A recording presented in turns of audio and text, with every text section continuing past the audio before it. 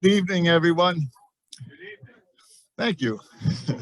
All right, listen, this is the much anticipated, multiple delayed lecture from Mr. Tim Hoyt here.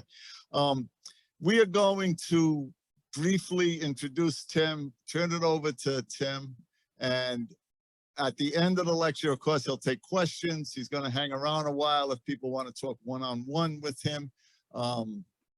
The topic is fascinating, and I think a lot of us have a lot to learn about it. So I don't want to waste too much time. Here's just a couple of announcements that we should go on. This is the 1916 committee here.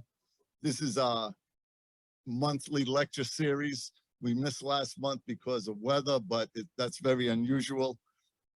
Next month, we have a lecture coming up. It's going to be on Friday night at the Gaelic Club, April 29th. Paul Caranci will be talking about the execution of John Gordon, the last execution in Rhode Island. An innocent Irish man was put to death for a murder he didn't commit, and Paul wrote a book on it. There's a lot of people in the room who are familiar with the story. If you don't know the story, it's a fascinating topic, and I encourage everyone to come out and save that. The emails will be going out between tonight and that night. We will have our annual Easter Monday commemoration. It's going to be held at Patrick's Pub, and it'll be on Easter Monday. It's on a Monday this year, April 18th. Ann McCarthy is going to be the main speaker. Tom Kelly, as always, will read the proclamation. Sean Connell will be playing the appropriate songs. So I don't want to go on too much longer. There's a lot of pressure downstairs. There's a few people coming up later, and we know we'll all get downstairs in time to see PC win in overtime. And what more can we ask for? All right. So anyway, this is it. Here is Tim, Professor Tim Hoyt from the Newport Navy War College, and he's going to give us an education tonight. Thank you very much.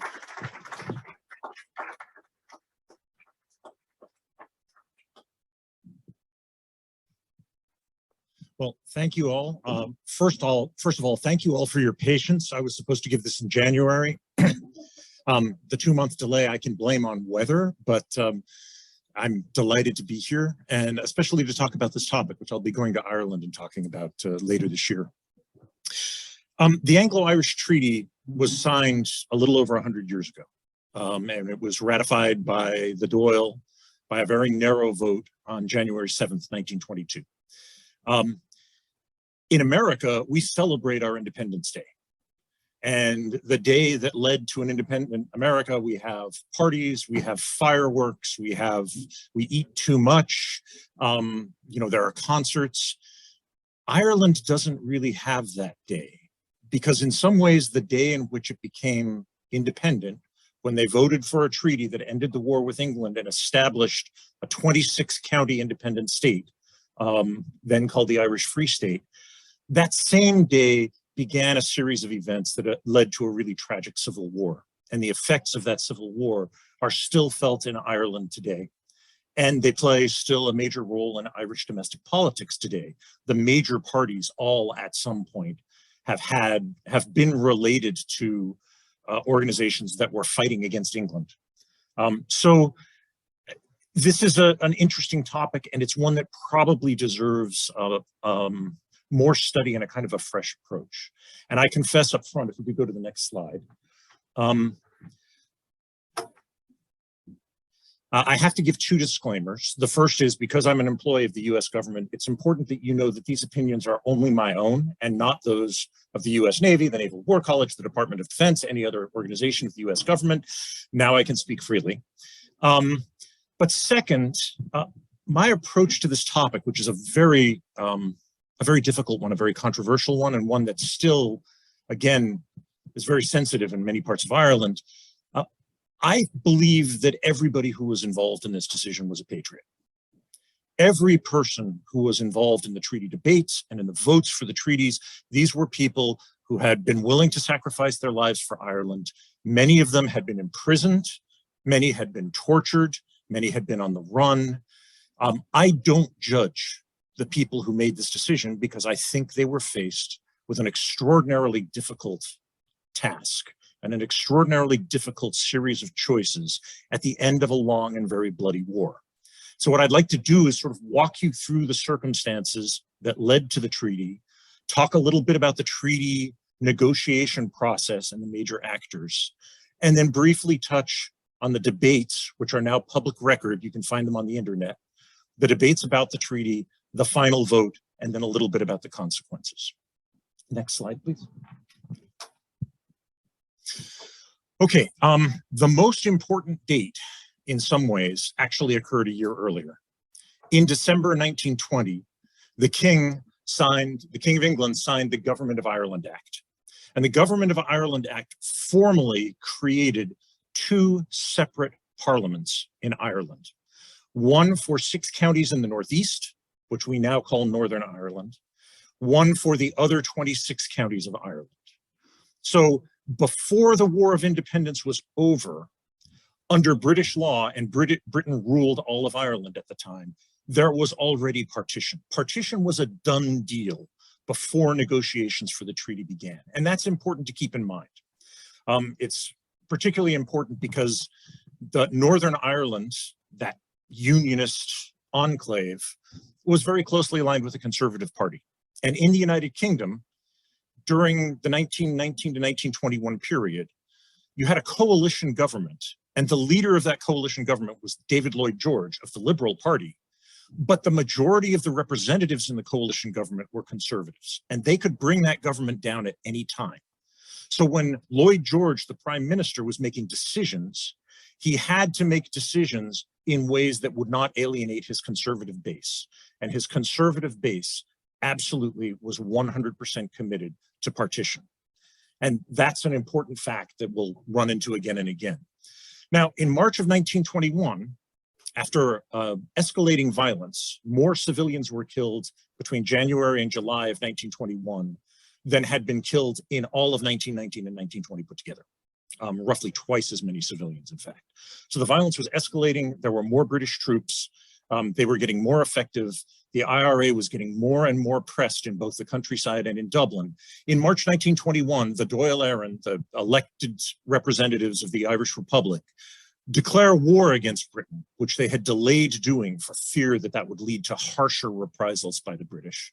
And they formally claim actions and authority over the Irish Republican Army. Before this, the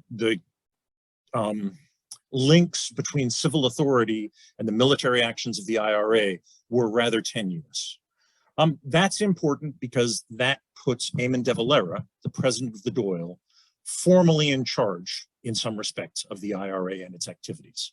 He is now speaking both for the military resistance and for the political resistance to British rule.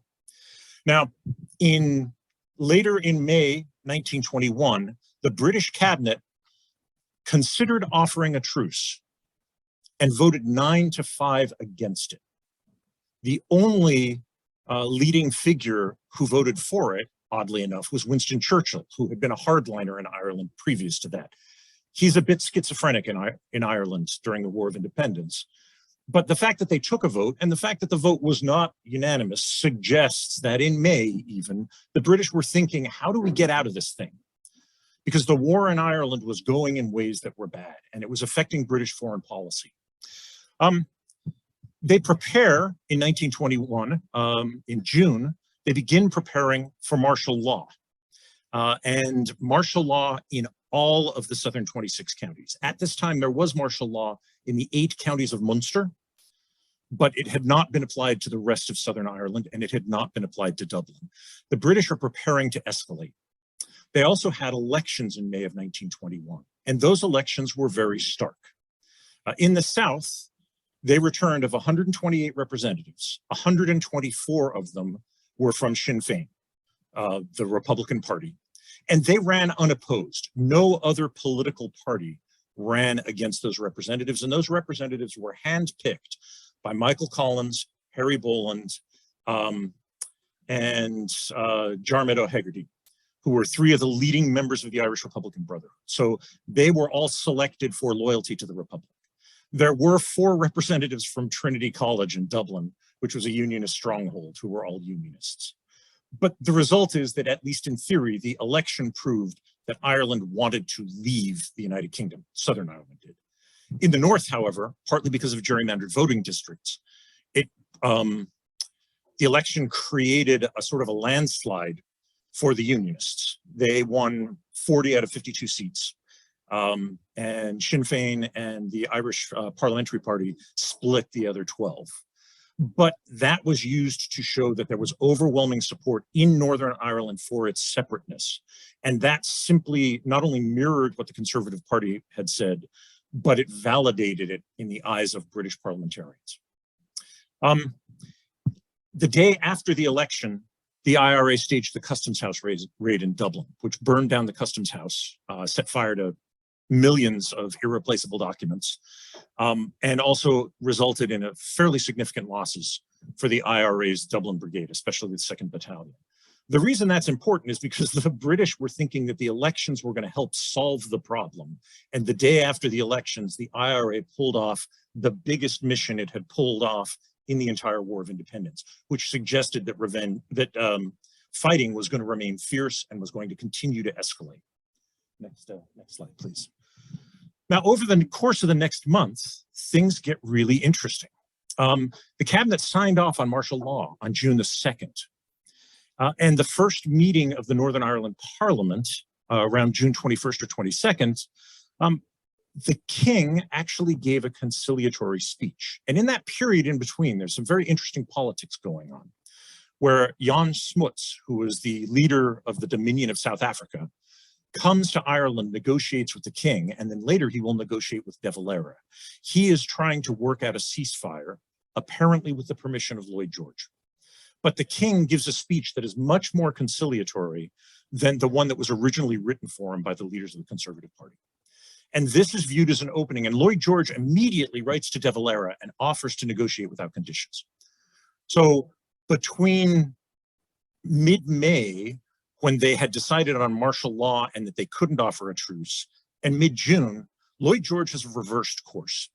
He is now looking to see if there's some way to negotiate an end to this thing. The first meeting of the Parliament in Southern Ireland in late June 1921, only 4 people show up. Sinn Féin boycotts it because they don't believe that they are representing a Southern Ireland Parliament set up by England. They believe that they are representing an independent Irish Republic. The 4 people who do show up are the guys from Trinity. Presumably they all have a Guinness, and then they break and never meet again.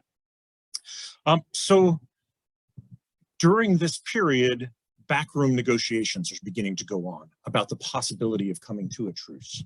And by the 9th of July, terms of truce are agreed, and the truce begins on the 11th of July, ending the fighting. And this is a very tenuous thing.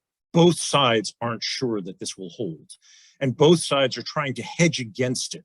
But one of the things it does is it confines British troops largely to their barracks, which means they're not out patrolling.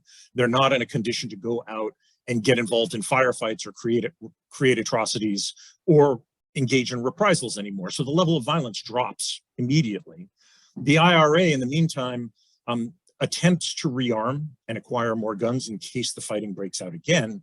But then the other thing that they do is they start to come out from hiding after months, in many cases, in some cases years, of being on the run. And this begins to expose the leadership cadres of the IRA in ways that British intelligence can pick up on. So both sides view the truce as an opportunity and a matter of concern.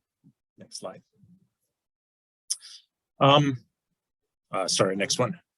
Yeah, thanks. So an Irish delegation almost immediately afterwards, on July 12th, agrees to go to London and try and work out some conditions. And that Irish delegation, it's important because some of these will be the people who negotiate the treaty itself. Others of them do not go again to negotiate the treaty. Eamon de Valera, the president of Sinn Féin and the Irish Republic, Arthur Griffith, who's the vice president of Sinn Féin and the Minister for Foreign Affairs in the Dáil. Robert Barton, who's the Minister for Economic Affairs. Barton's an interesting guy. He's a Protestant.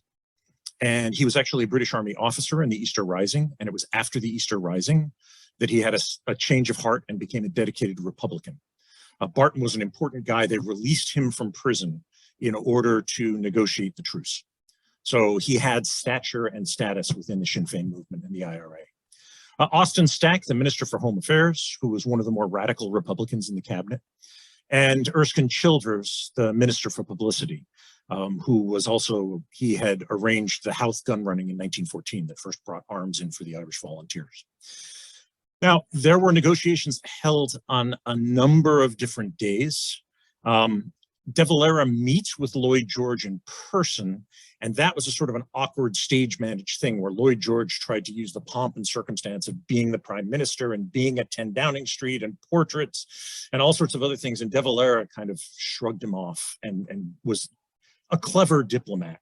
Lloyd George later said, talking to De Valera is like eating mercury with a fork. And De Valera's response was, well, perhaps he should try a spoon. So in any event, at the end of July, Lloyd George delivers a formal proposal.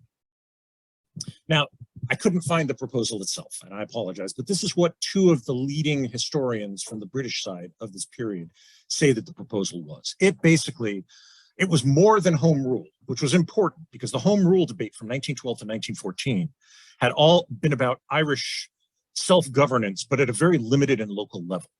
The Irish government would have no control over its foreign policy, which would be run by Westminster.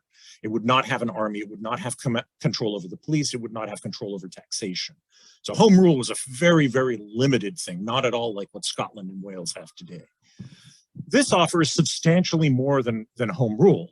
It's a dominion, and there were other dominions at this time: Canada, Newfoundland, South Africa, Australia, and New Zealand.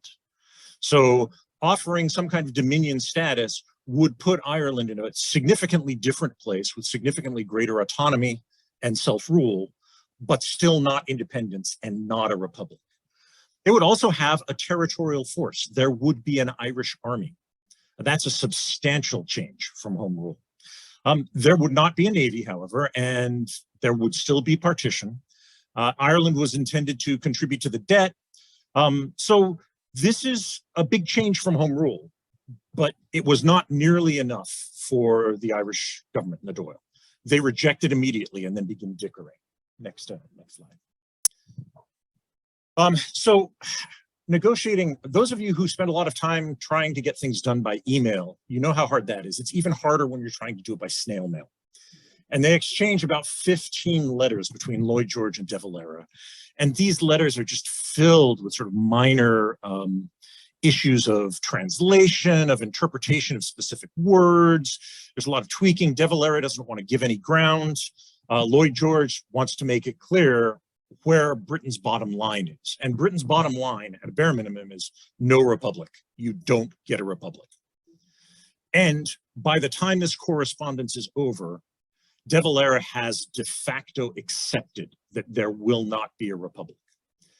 Lloyd George has simply made it clear that that will kill any negotiations. Now the Dáil, the new Dáil, it's 124 members plus the 4 unionists, meets on a number of occasions to talk about this British proposal and some other proposals of De Valera. It's important to recognize that the Dáil was not, although we think of it as a parliament and it was an elected body, this was an unusual body. And during the War of Independence, it was very hard for the Dáil to meet because to collect dozens of people from across the country for a secret meeting when they all could be arrested was just very hard. So the first Dáil met about a dozen times in 2 years. Instead, the country was run basically by cabinet rule, especially after De Valera came back. He and his cabinet, a handful of people, usually about 6 or 8, made all the major decisions, and they would run them past the Dáil and say to the Dáil, vote for this, and the Dáil would say, okay. So there was some debate here, but basically what you're getting is De Valera's view. And after a series of exchanges, De Valera, again, does make it clear, republic is not going to be an option. De Valera raises it twice in the correspondence and then drops it. Because it's clear he wants to keep the conversation going, but it's clear that that's a conversation stopper. So after all these exchanges, he came up with the idea of a conference to ascertain how the association and the community of nations known as the British Empire can be reconciled with Irish national aspirations, right? Not conceding that Ireland is independent, not conceding Irish statehood, but recognizing that Ireland has an argument to make and that its arrangements, its political arrangement with Britain is something that can be modified. This is really good diplomatic language because it's vague. It says nothing, but it keeps the door open, and both sides wanted to talk. And this is kind of the cornerstone that allows De Valera, after a little bit of hemming and hawing, to say, all right, I will send a team and we'll see what we can come up with. Now, next. One more, yeah. Back one. No. There we go. Okay. So Ireland sent a team of plenipotentiaries, right? And these are the folks who sign the treaty. And if we can go to the next slide, it's got names up there, which is a little easier. Who are these men? Well, the first thing is De Valera decides not to go. And he decides that he doesn't want to go. And in various biographies, he gives an array of different reasons for why he doesn't want to go. But the main reason seems to be he wanted to hold himself in reserve in Dublin so that the negotiating team, which was allowed to make an arrangement, could always say, we can't make a deal yet. We have to go back to Dublin and have De Valera approve it. That seems to be the primary motive. Also, remember, he had negotiated with Lloyd George both in person and by mail. So he kind of knew what he was up against. Now, many people encouraged him to go because he had faced Lloyd George before. De Valera decided his place was in Dublin and he would send others to do the negotiating. Part of what appears to have been happening is that De Valera had a compromise proposal in mind. Now, this compromise proposal was called Document A, and later it becomes document number 2 that shows up in the treaty debates. It's an idea of external association, where Ireland would be independent but still associated with the empire but not subject to the king. That in a nutshell seems to be what external association was supposed to be. He was hoping to keep this in reserve as a compromise in case talks broke down, where he could drive the British to the brink of war and then come in with this as a compromise and say, this is the solution to our mutual problem. Now, that compromise actually works pretty well in 2022, right? That is the relationship in many respects that Australia and others can have with Britain. That is what the Commonwealth now looks like. Members of the Commonwealth aren't technically under the empire anymore unless they want to be, and they're independent nations. However, in 1921, this is a very, very radical idea. So De Valera instead sends Arthur Griffith, who had already been to London. And Griffith, again, was the founder of the Sinn Féin party. He's the vice president of Sinn Féin. He's the minister for foreign affairs. He's a very wise guy. He's not a professional diplomat. He's mostly a journalist, but he's smart and he knows how to communicate and he knows how to bargain. He's fairly hard-headed. The second person he sends is Michael Collins. Now, this is a surprise because Collins had spent the War of Independence basically in the shadows, being the boogeyman that scared the British. They had a 10,000 pound price on his head. He had run an assassination squad in Dublin. He was the director of intelligence. He was also the minister of finance. He'd been in charge of gun running. His hands were in almost everything that was important about the Irish military resistance, although he was not a fighter or a military leader. He was much more of an organizer and a strategist. But sending Collins to London brings him out of the shadow and puts him in the forefront. And Collins initially resisted this, but finally accepted that he would have to go. Griffith was considered to be very moderate. Collins was considered to be much more of a hardliner, more of a radical Republican. At least that was how the British were thinking about it. Now, Robert Barton, again, who had been to London earlier, was the Minister of Economic Affairs, and it was felt that his wisdom was going to be really important for a treaty that worked out a new Irish state, because economics is important and how you fund the state would be important. Eamon Duggan was a former director of intelligence for the IRA and another guy who had gotten released from prison in order to put the truce together.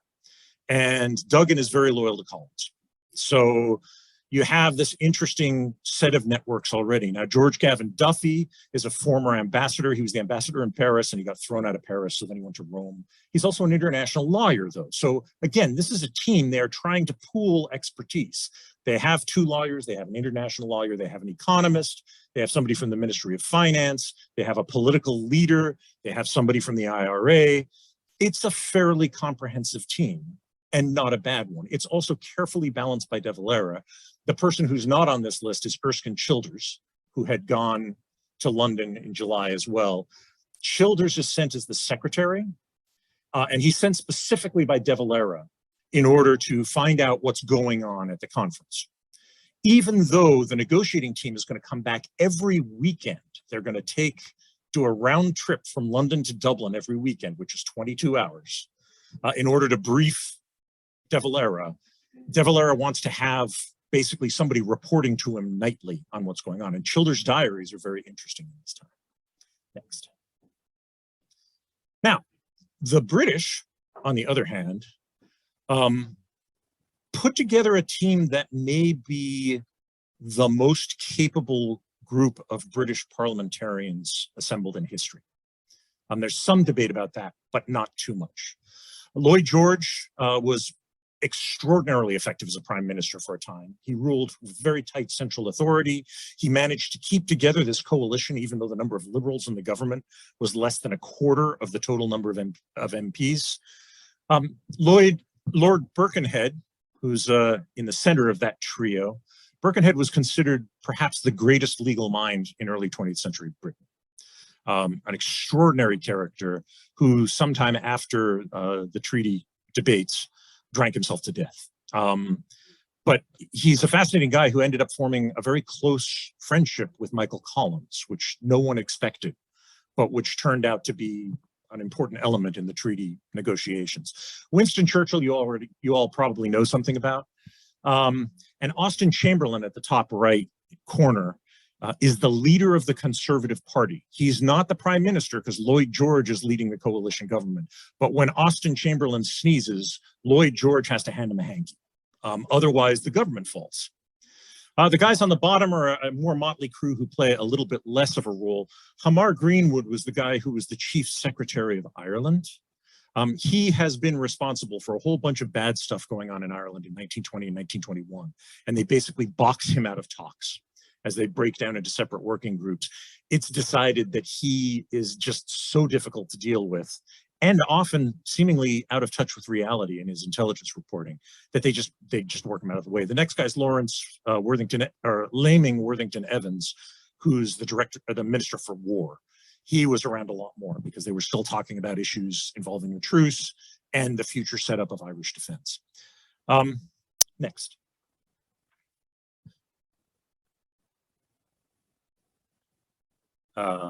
Okay, now, objectives. Could you turn that this way a little bit? I'm afraid I can't quite read from that angle. All right, forgive me. Okay, Sinn Féin technically is committed to a republic. And at the Ardèche in October 1917, when De Valera became the president of Sinn Féin, they agreed that they were committed to the republic that was announced in 1916. What's interesting is even at that Ardèche, the idea of a republic covers such a wide spectrum of thought that they can't agree on what it means. And eventually De Valera says, well, look, we need to be a republic because that's going to be the best way to get international recognition, especially from countries like France and the United States. So we need to be a republic. We need to say we're a republic. We need to support the idea of it being a republic. But once we're independent, we can take a vote and decide what kind of system of government we want to have.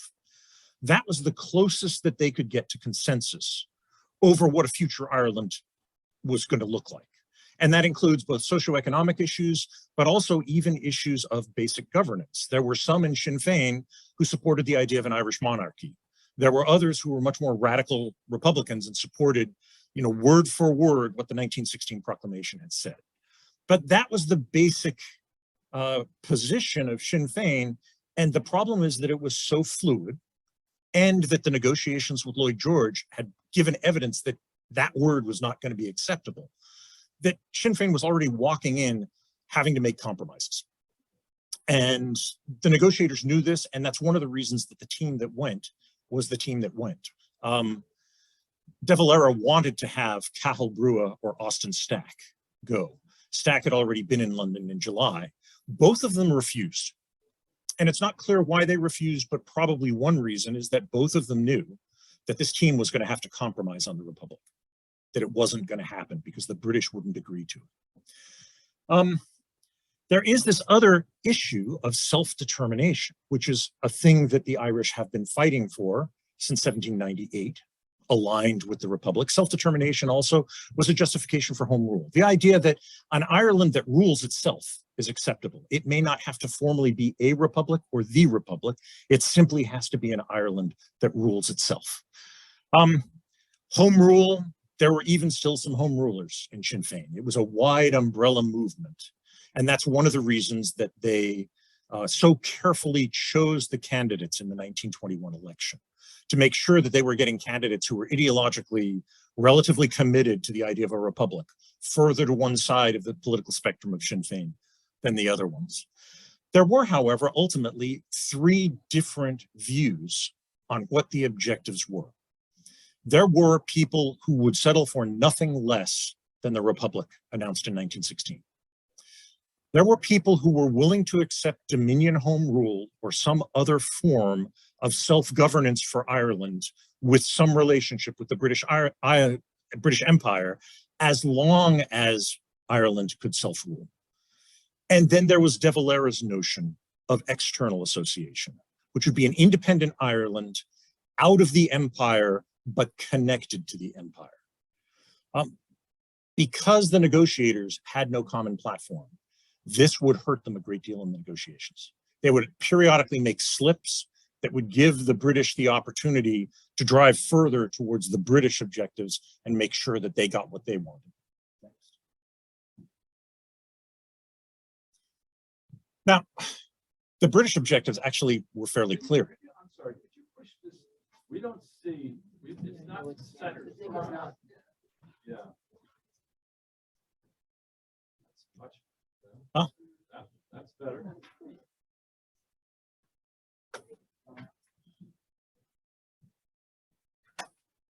I will make these slides available, by the way, just so you know. This will be fine. Yeah. It's easier for me too. It helps that I can see them. Okay, the first and most important objective for the British, they were going to keep Ireland in the empire. There were no bones about that on the British team. They didn't know how they were going to do it or what exactly the terms were going to be, but Britain was going to be part, or Ireland was going to be part of the empire. They might let it get more autonomy, but they weren't going to let it go. The second thing was that partition was going to be maintained. Northern Ireland was critical to the Conservative Party. That was a commitment that they had made, that they had fought hard for in 1914 before the beginning of the First World War, and now they had achieved it in law and they were not going to give it back up. That affects the ability of the British negotiating team to negotiate. The third thing is they wanted to maintain access to key Irish military facilities, and they were particularly interested in some of the Irish ports. This was a result of the First World War and the submarine campaign, which had been active in the Irish Sea and in the Eastern Atlantic. Those ports were viewed as critical by the British in order to maintain control over sea routes in a future war. They also wanted to maintain recruiting rights because in peacetime, a large proportion of the British Army tended to be made up of Scots and Irish soldiers. They also wanted very much to get the Irish to pay part of the war debt and pensions, including pensions for the police that the Dáil had been fighting against for 3 years. And last but not least, they want to end the war and get a stable peace. And deciding how they were going to trade off between these different issues plays a big role in the negotiations. On some, they made substantial concessions. But on the first two, they wouldn't budge. And that really helped determine the outcome. Again, Irish tactics. De Valera stayed in Dublin. He sent these negotiators as plenipotentiaries, which meant they could sign an agreement. But he insisted that they come back and brief him every weekend. And he insisted that they make no decision without cabinet approval. And over time, the plenipotentiaries began to resent this because they felt they had a better handle on what was going on in the negotiations and what they could get and couldn't get than De Valera did. And this plays into sort of the end game. Now, De Valera knew Britain wasn't going to accept a republic. What he wanted to try and do was force a break on partition, to force the British to break off the talks over Northern Ireland, because that would look bad for the British, and it would play well in America and in the rest of Ireland. Then he would step in reserve with this compromise of the external dimension. That was his plan, we think. He never stated this clearly, but De Valera never stated anything clearly. But there's a lot of confusion because the document that he wrote, this external association, it was just a draft. He never produced a finished product. Even throughout 2 months of negotiations, he never wrote down something that he was happy with. And then when the treaty is debated in the Dáil, he hacks up a whole new copy, gives that to the Dáil to look at, swears them all to secrecy, and then revises it before he begins handing it out again. So this whole process is very De Valera-centric. He has an idea, but he has failed to communicate it in any meaningful way to any of his people. And they have a hard time describing it, even though he tells them, you must brief external association to the British. You must, that's our negotiating position. His negotiators don't really know what that position means. They struggle with defining it, which means the British also struggle with defining it. Because he didn't communicate either what external association was or what his strategy was, the negotiators are put in a position as tension mounts, time gets shorter, where they feel like their decisions will be the ones that lead to war or not, that they will bear responsibility for war breaking out. And De Valera keeps pushing them closer and closer and saying, no, I'd rather go to war than do X, Y, or Z. And the negotiators are really torn about this because they don't feel that they agree with De Valera's position and they don't know that he has this other strategy. And that is probably the biggest failure for the Irish side in these negotiations. What they could have got, we'll talk about it in a few minutes. But the fact that the leader insisted on maintaining control of everything and did not brief his negotiating team on what his intentions were, means that the negotiating team over time drifts farther and farther away from his intentions and leads to an outcome that is not satisfactory to anybody. Now, British tactics are much easier. The first thing is they hold the talks in London, right? Home court advantage. That means that all of their negotiators are sleeping at home in their beds. And the Irish team is either sleeping in rented accommodations or traveling back and forth to Dublin every weekend. It seems pretty clear that exhaustion and tiredness begins to affect the Irish negotiating team after 2 months, because the negotiations go from about October 11th until December 6th. The second thing they do a lot of pomp and stature stuff. Big tables with paintings in the background. And these are important people with important titles who have decades of political and negotiating experience. And that does have an impact on the Irish negotiating team, which does feel somewhat underpowered in comparison.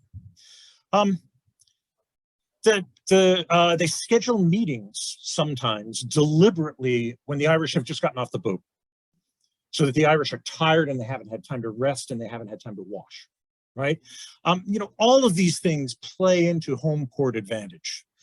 What they do that later attracts a great deal of attention in the treaty debates. After October 24th, the delegation never meets again as a whole. They meet in working groups. And some of the negotiating team are basically sidelined as a result of this. Eamon Duggan, for instance, mostly works on issues regarding the truce. That doesn't mean he doesn't have input in what's gone on when he talks to the team at home at night, but he's pretty much sidelined. The British are especially interested in talking to Griffith and Collins. They believe that Griffith and Collins are not only the two most competent men, they make some fairly insulting remarks about Robert Barton, but they also believe that they are the two men who can make a decision and carry it to fruition. So a lot of time is spent in small meetings with Griffith and or Collins. This also means that they can keep Erskine Childers out of the room, which becomes more and more important because Collins finds out that Childers is writing secret reports back to De Valera. Collins is the director of intelligence. He knows about this stuff. He doesn't like people giving secret reports to the boss when he's giving reports to the boss. So Collins agrees to this in part to cut Childers out, we think. Next. There is some leverage. The British control the location. They have the ability to escalate to what Lloyd George refers to in the last day of talks as immediate and terrible war. And the plans that the British have, as near as we can tell, were for a really marked escalation of violence. That if these talks failed, the British were going to come in and more than double the number of troops that were in Ireland. And they were going to declare martial law over the 26 southern counties, and they were going to be much less scrupulous about how they employed martial law. They did offer what they thought were generous terms, and these were terms that they could pitch to the rest of the world as being pretty generous. Dominion home rule, again, is substantially more than home rule, and it later becomes not just Dominion status, but Dominion status like Canada, which plays better in the United States, right? Canada is virtually independent. And as we'll see, Dominion status morphs in the 10 years after the treaty in ways that are very interesting. The Irish leverage, first they have the David versus Goliath effect, right? Tiny Ireland sitting in big rooms with Winston Churchill and Lloyd George, right? And that is an important propaganda tool. The failure of the negotiations is important to Britain. Anglo-American relations are not particularly good at this time, right? Woodrow Wilson had done all of this self-determination talk, and he put together the Treaty of Versailles, and he helped conceptualize the League of Nations, and then America refused to join the League of Nations. And Wilson had a stroke and is voted out of office. Well, in 1921, the British and the Americans and the other great powers are about to start some very sensitive negotiations over naval arms control and the size of fleets and naval building programs in the great powers. This is a tremendously important issue for Britain, and they want to remain on really good terms with the Americans. So the Irish have some leverage here, right? The role of De Valera in America in 1919 and 1920 was not insignificant, and although Irish America is split in 1921 between sort of warring factions, the threat of Irish America getting involved in American foreign policy is a real one to Britain. At the time, the US population was roughly 20% Irish American. So the Irish American community had an awful lot of political throw weight. Now, there is one key element in leverage that needs to be talked about. During the truce, the IRA expanded enormously. There are some figures that talk about it having 120,000 members by December 1921. That's as opposed to something like 5,000 active members in May or June. There were more people who were supporters, but not very many fighters. So the IRA expands dramatically in terms of numerical size, but it doesn't expand in terms of armaments. The IRA has trouble getting more weapons, and it was chronically underarmed in 1921. So I've got some figures about that later. It's not that they're not trying to get more arms, but their military leverage just isn't going to be that great, especially if Britain reinforces very heavily. The IRA would be able to continue to exist, but it would not be able to win a military victory. Next. So there are 5 key issues in the negotiations, and I'm going to start from the bottom and move up, right? Trade. They had to talk about free trade, and they had to talk about protectionism and tariffs. The British, at least initially, wanted free trade. Later, they made concessions here. They were fairly easy concessions to make. At the time, tariffs were seen as a way of supporting the development of local industry. So they could give on trade to some extent. And they did make some concessions there. Finance, this idea of the war debt and pensions, that remains an issue that's not really fully resolved until 1925. But again, there are some concessions made during the negotiations from the initial British position. So the Irish do gain some things here. On defense and national security, the Irish are willing to discuss the idea of British ports and bases in Irish ports. The defense of Ireland's coasts is an issue that has more, there's more back and forth on. Recruiting rights seem to fall by the wayside. I think the British eventually accept the fact that if Irish want to join the British Army, they can do it anyway. They still do even today, but that no longer becomes a really important issue for the British. But the two big issues are partition and the constitutional position. Is Ireland in or out of the empire and the Commonwealth? And does it swear fealty to the crown? Next. Hang on. 21. All right. The negotiations themselves, getting to a deal. Next slide.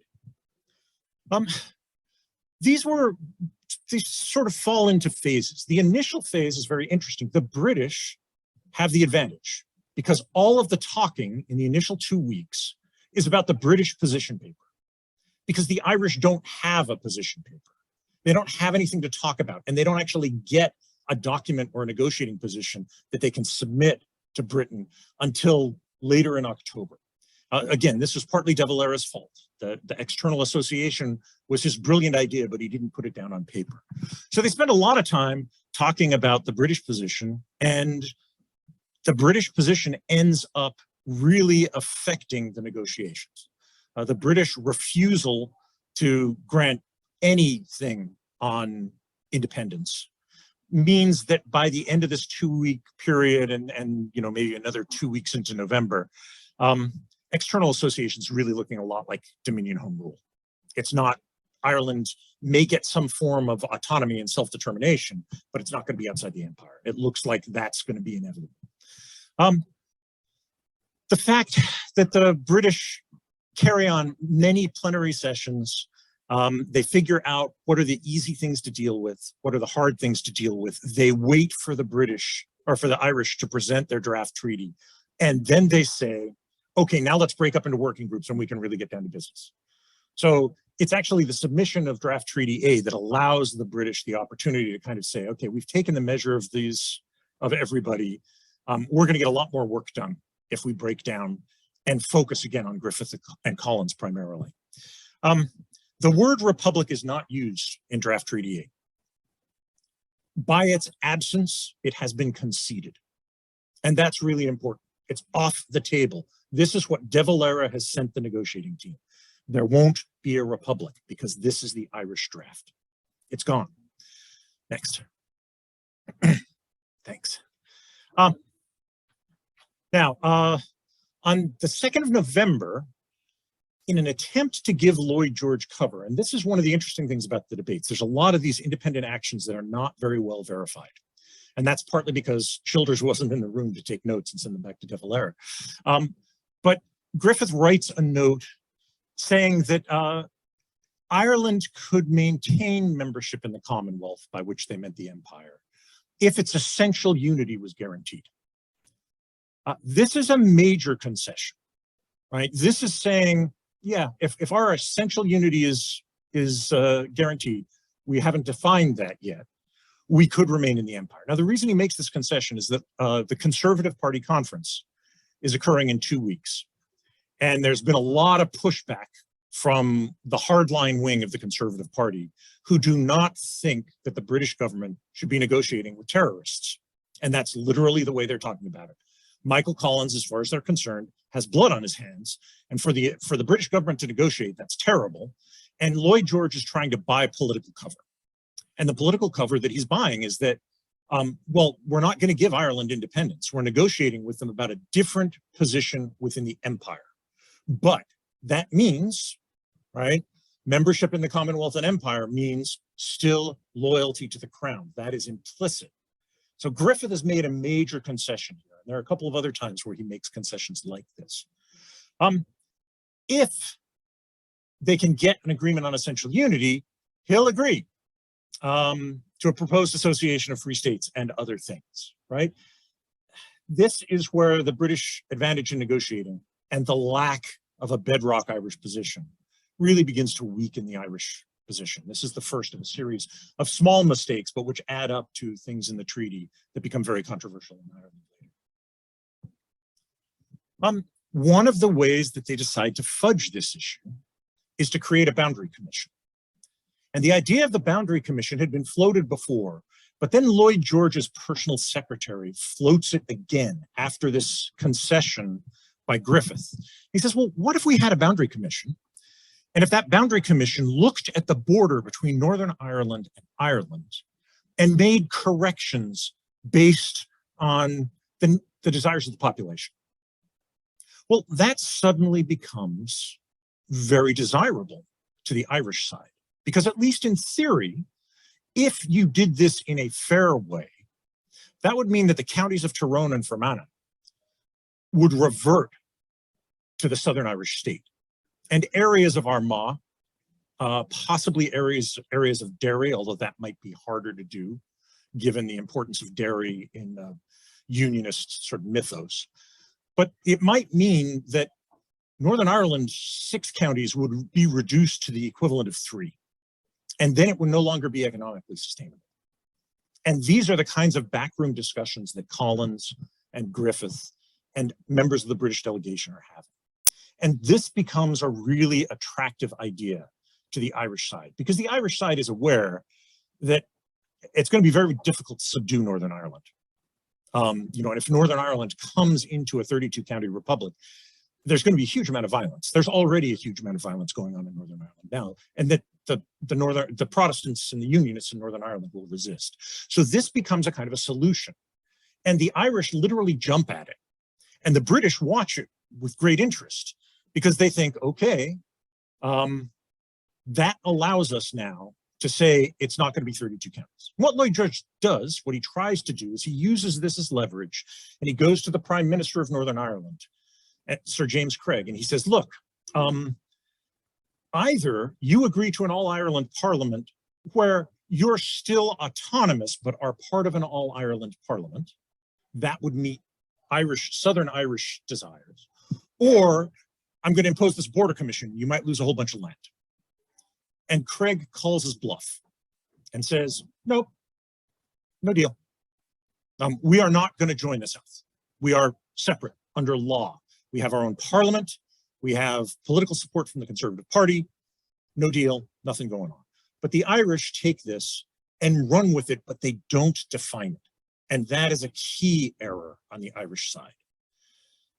According to the League of Nations, at about this time, they're rearranging borders all over Eastern Europe. And they do it by plebiscite. So they poll the people. There's also even the Bohemian idea, which is where Czechoslovakia is created out of the province of Bohemia and other provinces. And it is created maintaining a German minority in those territories. If the League of Nations and the plebiscite idea had gotten involved here, that might actually have secured more land for the southern state and removed some of the counties and some of the border areas from Northern Ireland. But the Irish did not push on this issue. They appear to have simply assumed that's how it would have happened, or that's how it was going to happen. That was their desire, but they didn't get it on paper. And that was a major flaw. Next. Now, again, after meeting with De Valera, the delegates come back and they demand external association, even though it has already been rejected. Right? It's been rejected once. This is the second time it's rejected. And they say, we're not going to do that. And the British then offer Dominion status, and they bring up the Canada example. And the Canada example is important because Canada is the Dominion that is closest to pushing for true independence. Now, at the time, there's actually 2 dominions in what we now call Canada. There's Canada and Newfoundland. But the fact that Canada is the example that they choose actually appears to resonate, especially with Collins and maybe with Barton, because they're looking at, well, if Canada is almost independent, maybe we can evolve from there, right? This suddenly becomes actually a tool for us to accept Dominion home rule, but then immediately begin pushing politically for even more. The British finally come back and they give their final draft on the 1st of December. And that's the Irish Free State will have Dominion status, equivalent to Canada.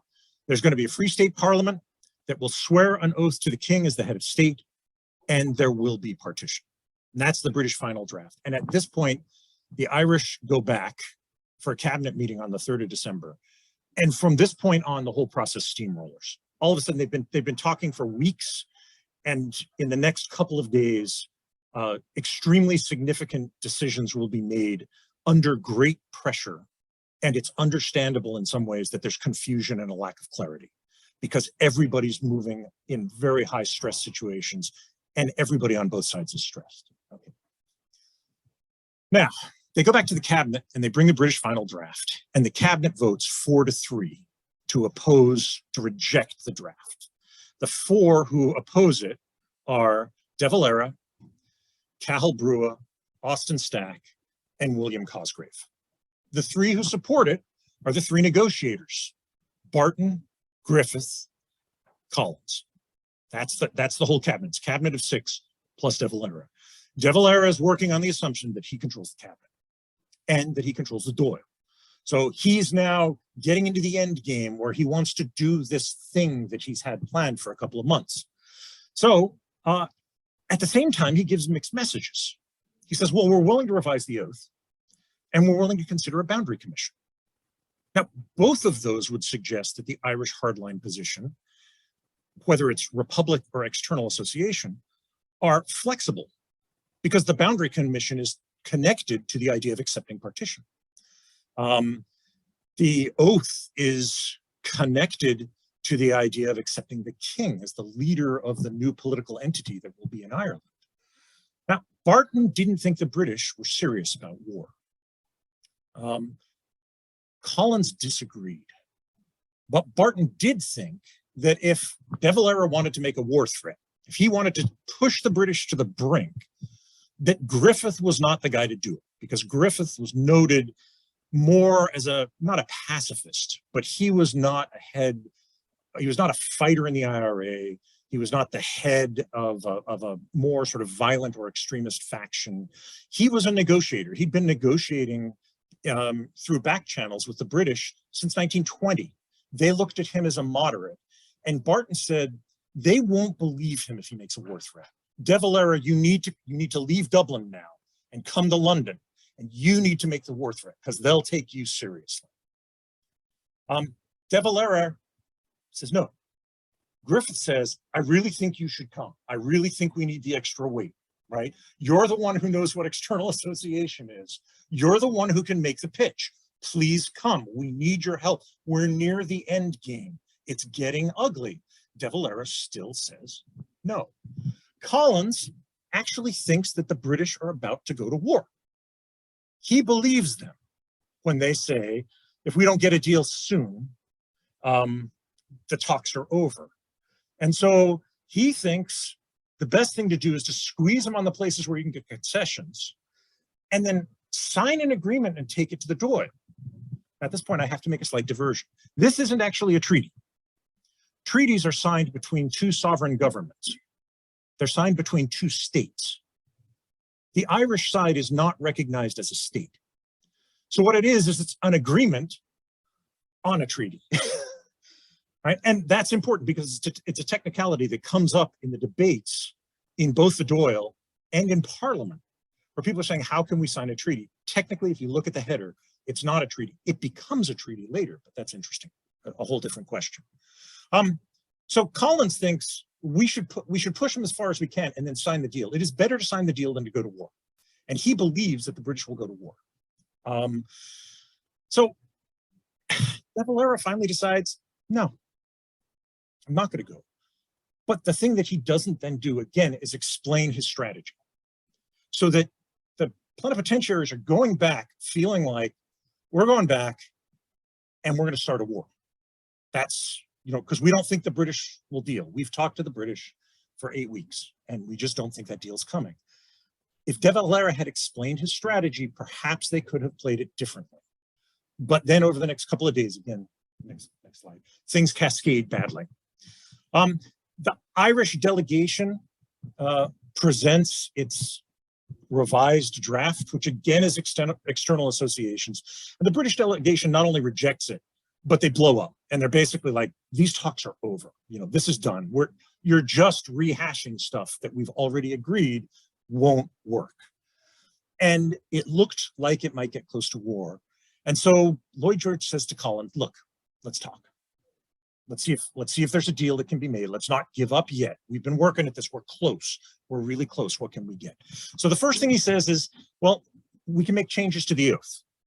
And the interesting thing about this is that at the cabinet meeting, they didn't have a formal secretary taking notes. So De Valera later disputes the secretary's notes that are distributed. But what is clear, because two people cite the same oath, De Valera suggested an oath that he thought would be suitable, that still accepted some fealty to the king. Now, while Collins was at the cabinet meeting, he had just come from a meeting of the Irish Republican Brotherhood, that shadowy organization that sat off on the side and pulled lots of strings. The IRB also wrote an oath. And the oath that Collins presents to Lloyd George is not De Valera's oath. It's the Irish Republican Brotherhood's oath, which still, again, accepts some allegiance to the king. You know, the words are squishy, but it doesn't completely reject the king. And Lloyd George agrees to it. So there's some flexibility in here. And that's actually the oath that is used. Now, Collins agrees to a final round of negotiations. And at this point, Lloyd George decides to play hardball. He's supposed to send a letter to Sir James Craig, the Prime Minister of Northern Ireland, the next day. And he uses this as kind of an excuse, as a forcing function. He says, look, you have to decide either peace or war, because here are two letters. I can send either one to James Craig. But, you know, I want an answer by 11 o'clock tonight. And you guys figure it out. I'm sick of this. He threatens immediate and terrible war. And he also, you know, threatens that this is going to be really bloody. And Britain concedes on a couple of minor points. Again, the oath. The major concession on the oath is that the members of the Southern Irish Parliament will swear faith and allegiance to the Constitution and will be faithful to the king.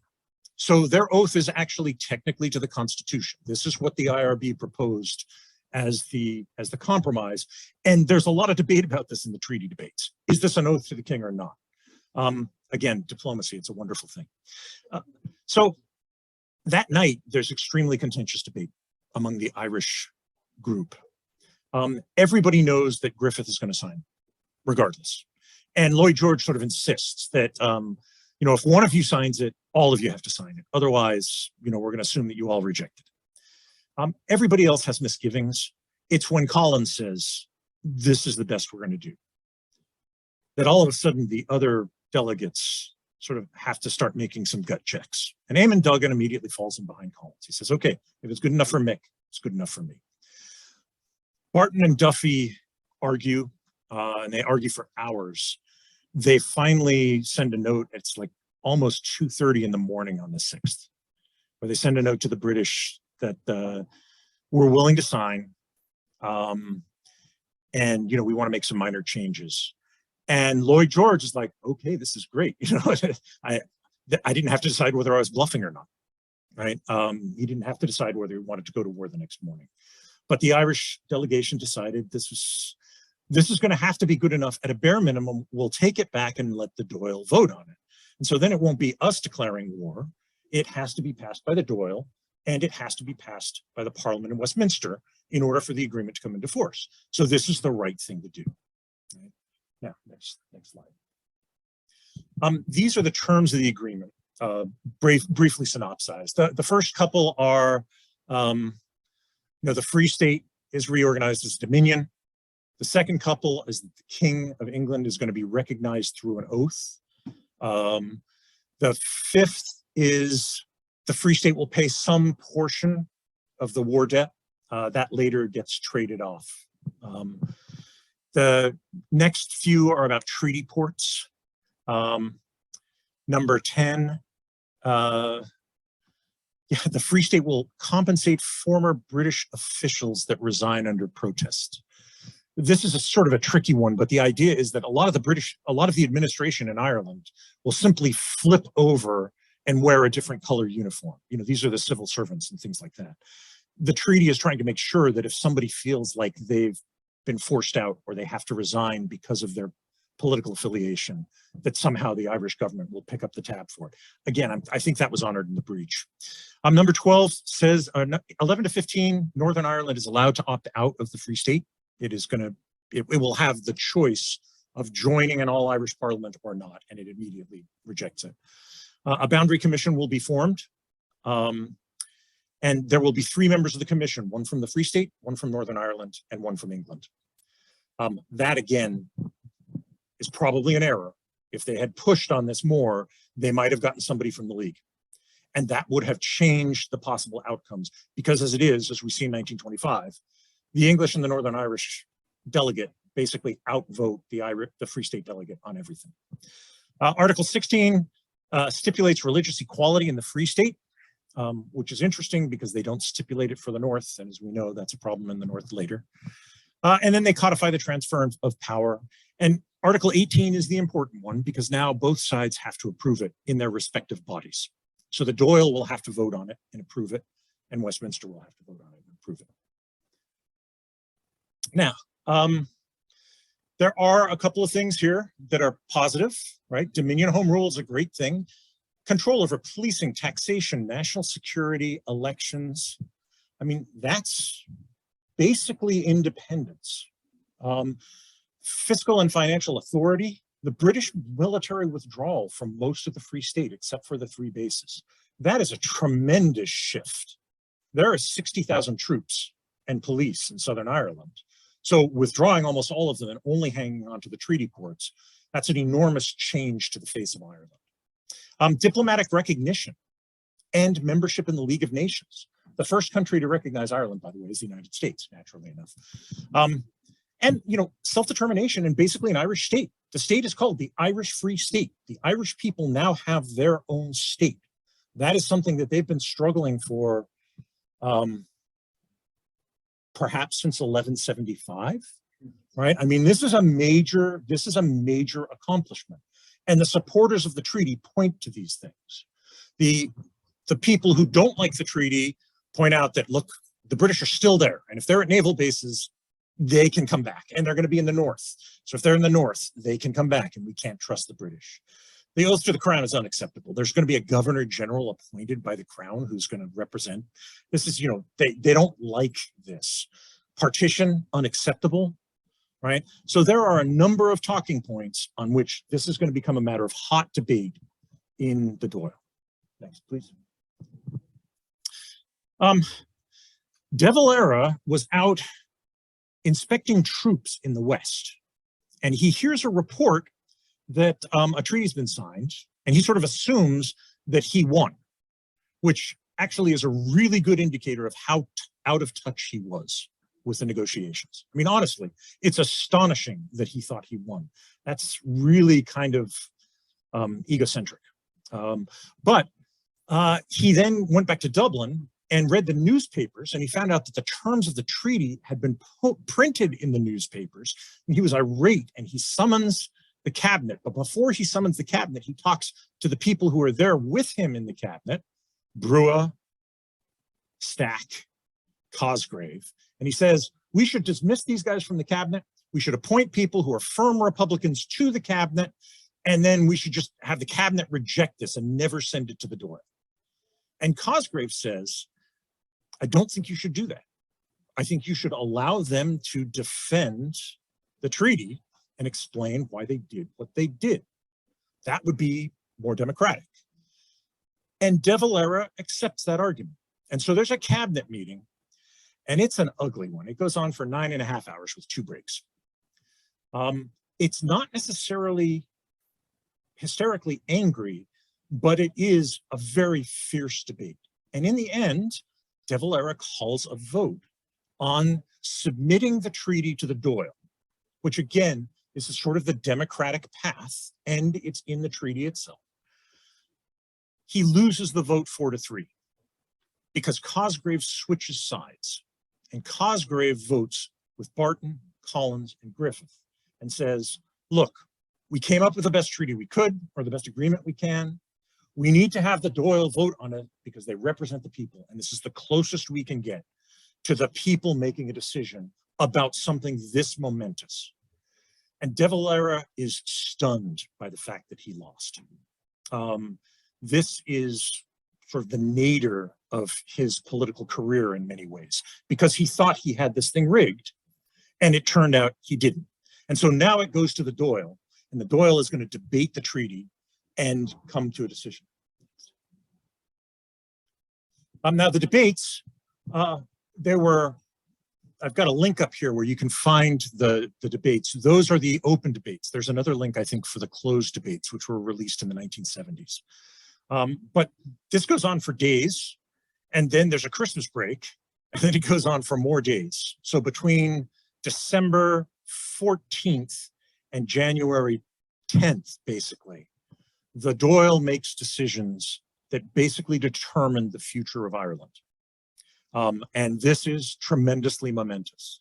It's actually held at University College Dublin, now the concert hall at Earl's Fort Terrace, because Mansion House, which is where the Doyle usually met, was tied up with like a Christmas play or something. So they decided they would hold it at UCD. And then once the Christmas festival was over, somebody said, well, why don't we go back to the Mansion House? And everybody said, no, we're used to doing it here. Let's not minimize confusion. We started here, we'll finish here. Next slide. Now, it's useful to know something about the Second Doyle, because this is not like the Continental Congress. Okay, the Continental Congress was elected, right? Each of the representatives had been elected by their state in a competitive election. And they gathered and they had met and they had been determining policy in the first Continental Congress, 1774-75, and the second Continental Congress, 1775-1776. And Congress was actually significantly engaged in running a war against Britain. So thinking about the Doyle in that way is probably a bit misleading, because the Doyle simply hadn't met very many times. Between the first and the second Doyle, I think they had only met about 24 times between January 1919 and December 14th, 1922. They simply couldn't meet because of wartime, because Britain occupied the entire island and there was no place for them to meet. You have 121 candidates who are allowed to vote, because several of the candidates are either absent. Some candidates actually they ran in 2 constituencies, which you used to be able to do. And the decision that's made is, even if you ran in 2 constituencies, you only get 1 vote on the treaty. They were handpicked. They were handpicked for loyalty to the Republic. They were handpicked by some of the hardest line Republicans in the Doyle at the time: Collins, Boland, Haggerty. Right? These are people who are diehard members of the IRB, who were at the 1916 Rising. So that's the group that is making this decision. These are not people who are terribly confused or disparate. These are people who have all taken an oath to the Republic. And again, many of them have served, many of them have been imprisoned. The Doyle wasn't used to doing business, and it had no tradition of loyal opposition, and neither did the Irish Parliamentary Party, which came before it. So they're sort of at a handicap in terms of debating. They're just not used to having calm disagreement. And as a result, the debates often get extremely fiery and extremely personal. The members are actually not fully representative of the Irish population. There's only 6 women. They're predominantly sort of lower middle class professional commercial. They have relatively high levels of education. They've been selected for political allegiance. Relatively few of them are involved in the labor process, even though the labor movement was an important movement in Ireland at the time. But their job in these debates is basically to determine the future of Ireland and its struggle for independence. Some things about them. 112 of the 121 had been in prison, with a third of them still in prison at the time of the truce. So again, hardened veterans. Large number of them were under death sentence.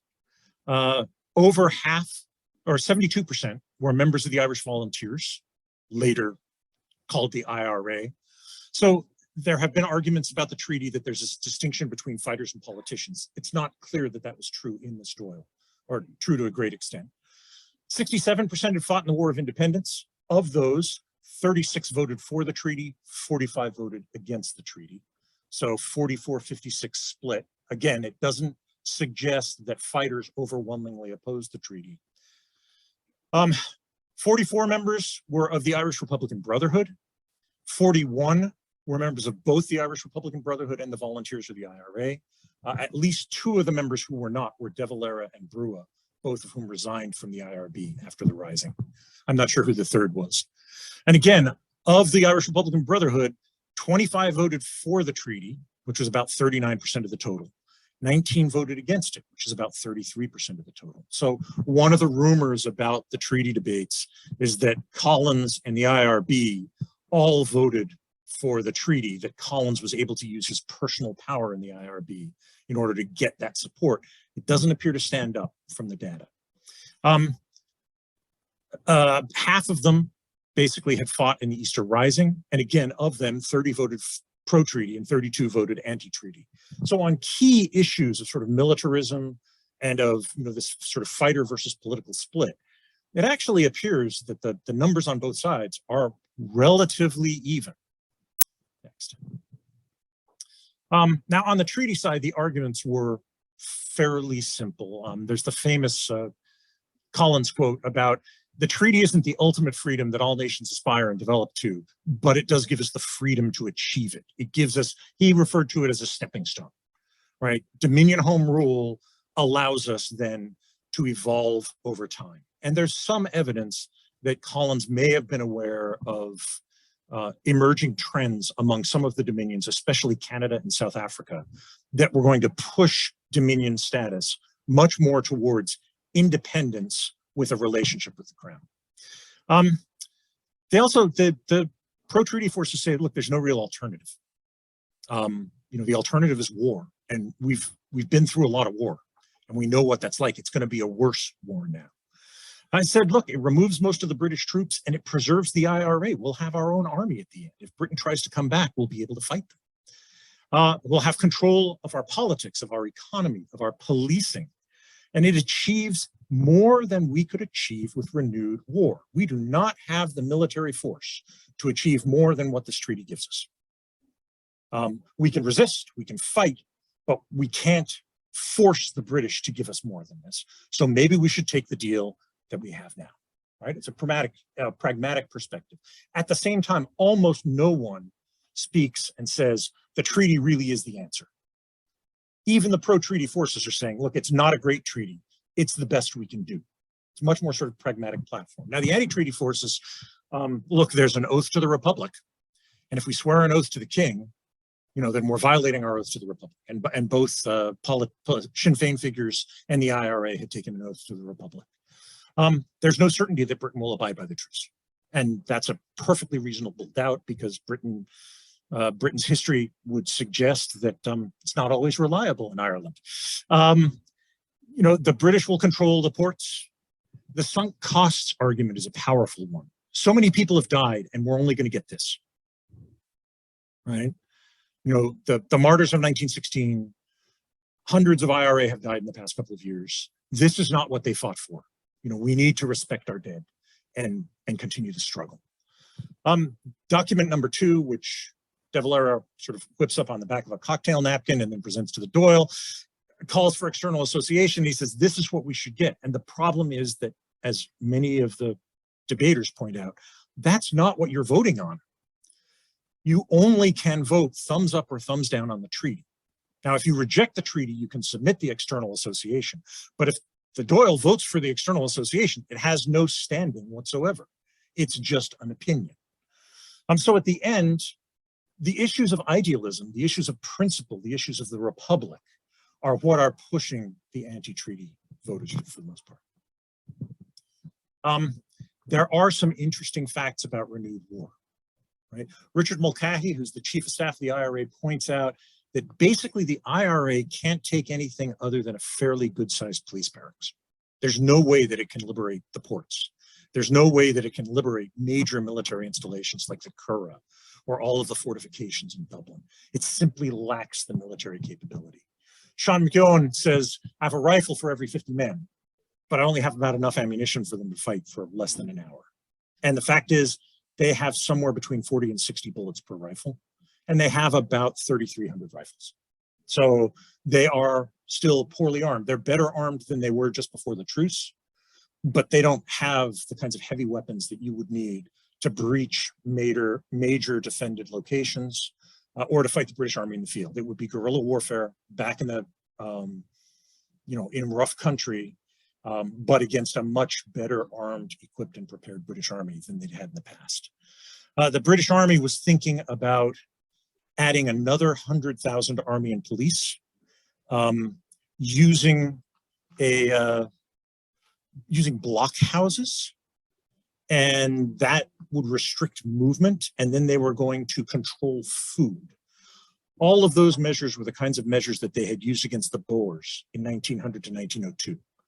So the fact that they were reverting to that, and given the cataclysm and the horror of what happened in the Boer War, that suggests that they were thinking of really nasty, nasty alternatives indeed. And in fact, General Macready, who was the head of British forces in Ireland, asked the cabinet very specifically, are you prepared for us to be in a circumstance where we're executing 100 people a week?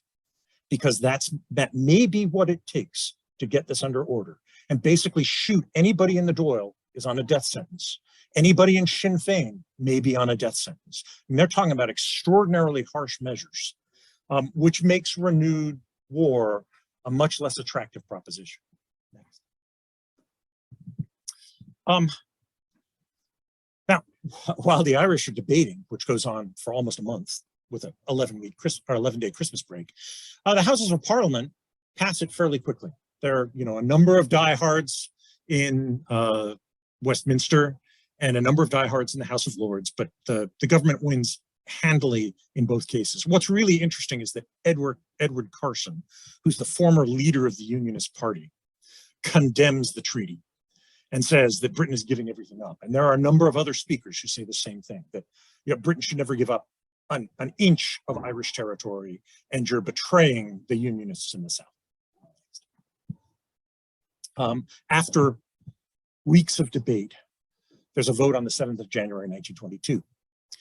And the vote is 64 to 57 in favor of the treaty. So it's very close, but it's still a significant advantage. De Valera then resigns as president and then offers him up for re-election and says, well, if you re-elect me, I'll carry on as I had before, which means I will reject the treaty, which the Dáil had just passed. And so there's a lot of debate about this, and then they hold the vote, and De Valera loses, and Griffith becomes the new president of the Dáil by a vote of 60 to 58.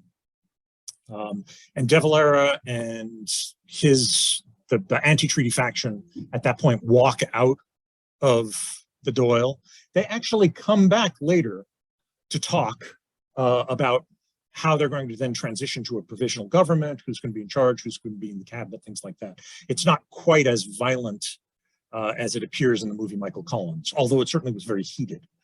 But this split, and at this point, the anti-treaty faction, which includes the bulk of the IRA, begins to distance itself from the pro-treaty faction, which has to constitute a provisional government in order to meet with the demands of the treaty and begin the transition towards an Irish Free State. And as that gap continues to divide in the months between January and June, that is what eventually leads to the Civil War, which might not have been inevitable, but the treaty certainly was a major cause for. And with that, I'll take any questions you have. Sir. Thank you.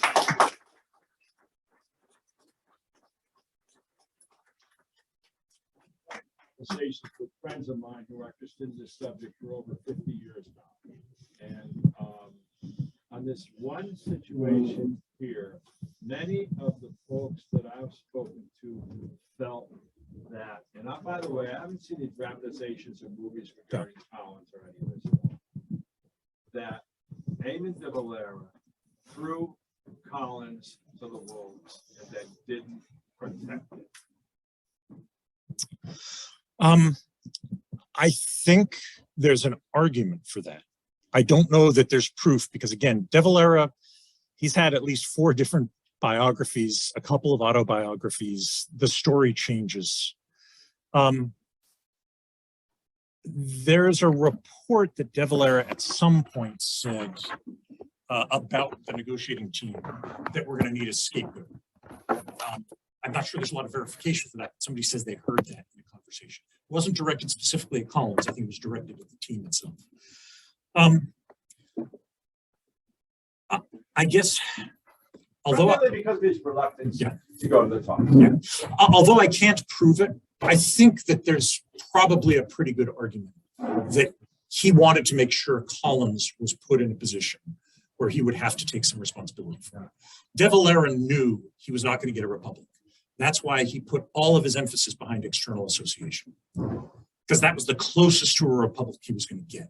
What he was trying to do, I think, and this may be charitable, but as I've been doing a lot of research on this the last couple of months, I'm less antagonistic to De Valera than I was before. I think he's in an incredibly awkward position because he knows that whatever the solution is in this negotiation, on the one hand, they have to have it to try and end the war. On the other hand, he knows that it's going to split Sinn Féin. Should he have been there? I'm not sure he would have gotten much more, but what he would have gotten was the blame. So from his perspective, he shouldn't have been there. From an Irish perspective, I'm not sure, again, the places that I tried to point out where there were opportunities for the Irish side to win more are things like the Boundary Commission. Well, De Valera was really good at detail. So maybe he would have focused more on that and gotten more out of that discussion. But I don't think there was any magic sauce here, whether De Valera was there or not. You were going to get something like the treaty, maybe plus something more at the margins. But the big stuff, the Republic, which is what was really going to divide Sinn Féin and the IRA, the Republic was not going to happen. It's a function of power. So, Thank you. Sure. Why didn't he share more of his strategy? Why did he have that secret, Yeah. minutes conversation? Well, there I think you really have to get into personalities. And De Valera was a control freak. And this was that moment where he thought he was being the puppet master.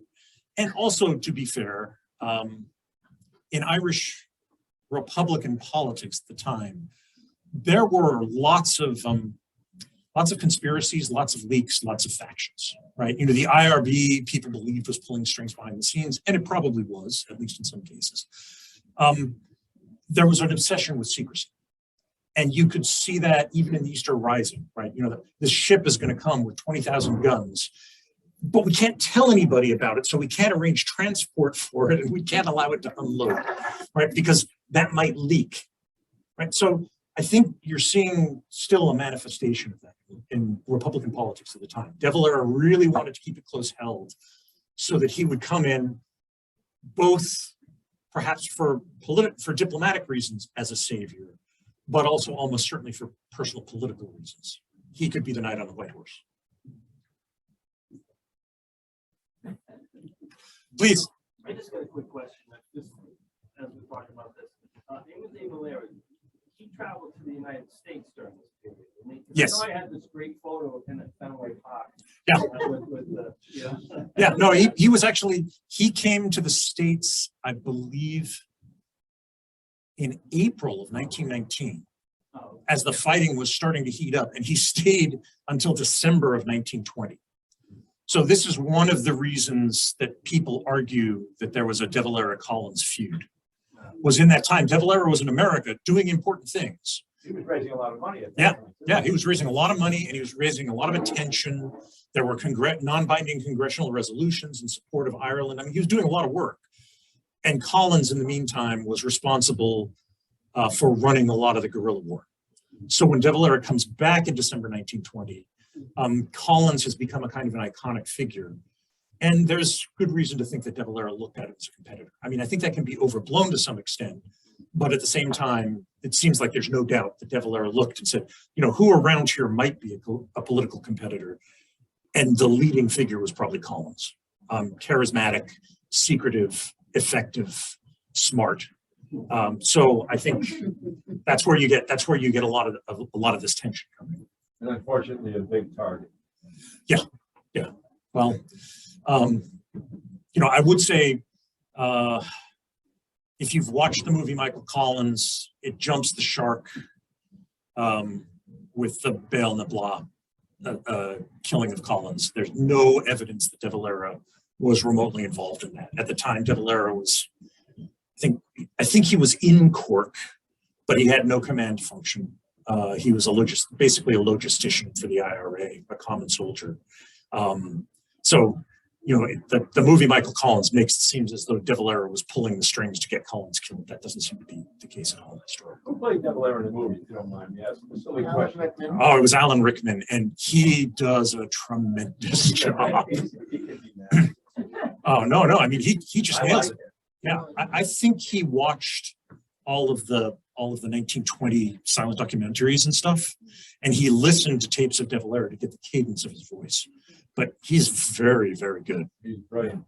Well, what movie makes it seem like Churchill was responsible for Collins' death? There's something I have in the back of my head. I thought it was that movie. I don't think it was Michael Collins. I'm not sure what it is. There is an argument for it, but again, I think it's probably overblown. Collins and Churchill actually were friends by the end. And Collins had basically, he had become so powerful in the provisional government by August of 1922, as the Civil War broke out, that he actually could say the Doyle was supposed to meet in August. And he said, no, it won't.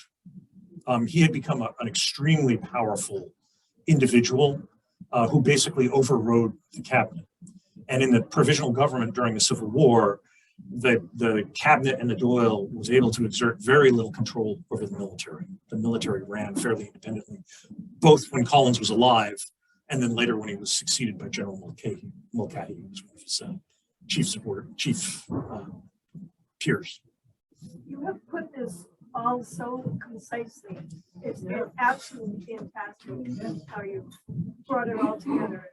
But what I never knew is, do you think Lloyd George would have gone to war? Would he have gone in and annihilated Ireland? Yeah, I think so. I don't think it would have happened immediately. I think he probably would have taken time to build up troops. And the winter time in particular, the previous winter, the IRA had done rather well because you have longer nights and the IRA would mostly operate in the countryside at night. But I think Britain's imperial commitments and rebellions elsewhere in the empire had calmed down. So there were more British troops available. And I think the weird thing is how quickly they swung towards a truce, because really everybody in the cabinet was a diehard and they wanted to beat the IRA in the battlefield. So I think if things had broken down, it probably would have been the spring before you saw the massive reinforcements. But then I think it would have gotten quite nasty. And I think the Boer War analogy is not an unreasonable one. Because the British, that was how they did counterinsurgency when it worked. And that was what they would sort of reach back to and draw from.